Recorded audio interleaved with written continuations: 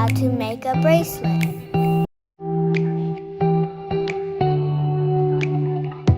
These are the charms in the box. You need to collect them. You only have some of these in the box. You can use any bead box. It doesn't have to be the same one.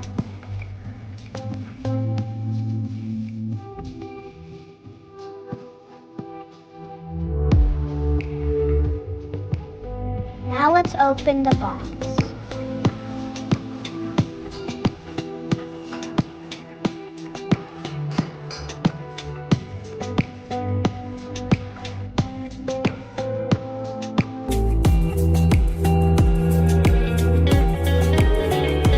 So here are some of the charms on the box. Yeah, these are beads with letters on them. And here are your color choices for the rubber. Yellow, pink, red, and black. So let's start.